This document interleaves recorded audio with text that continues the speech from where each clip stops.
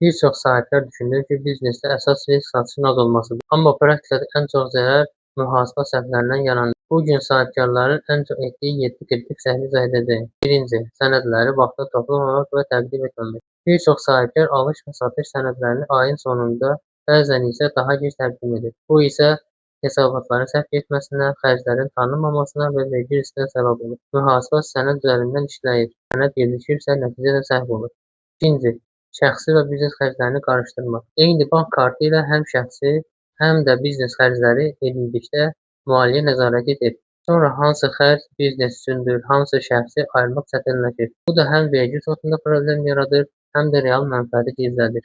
Üçüncü, mühasibi yalnız hesabat göndərən şəxs kimi görmək. Bəzi sahibkarlar mühasibi sadəcə hesabat verən adam kimi qəbul edir. Amma peşəkar mühasib həm riskləri əvvəlcədən görür, həm də vergi yükünü optimallaşdırır, həm də cərimələrin qarşısını alır. Yaxşı mühasib xərc deyil, qoruyucu mexanizmdir. Dördüncü, işçiləri rəsmi qeydiyyata almamaq. Bir müddət qeyri-rəsmi işləsin düşüncəsi çox baha nəticə verə bilər. Əmək müqaviləsi olmadan işçi çalışdırmaq yüksək cərimə və hüquqi risk deməkdir. Üstəlik, işçi şikayəti olduqda bütün məsuliyyət sahibkarın üzərinə düşür. Beşinci, vergi və ödənişləri son günə saxlamaq. Vergini son gün ödəmək vərdişi planlama zəifliyindən xəbər verir. Gecikmə faizi, bloklanmış hesab, cərimə. Hamısı buradan başlayır. Vergi ödənişləri aylıq planın bir hissəsi olmalıdır. Son gün işi yox. Altıncı, müqaviləsiz və sənədsiz işləmək.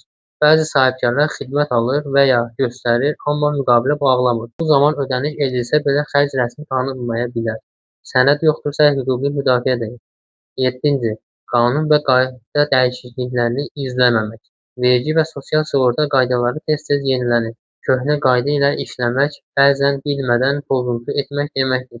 Sahibkarın ya özü, ya da mühasibi dəyişiklikləri daimi izləməlidir. Unutmayın, düzgün mühasibatçılıq sadəcə hesabat vermək deyil, biznesi qorumaqdır. Bu səhvləri vaxtında düzəltmək sizə həm pul, həm də rahatlıq qazandırır. Daha çox peşəkar məzmun üçün izləmədə qalın.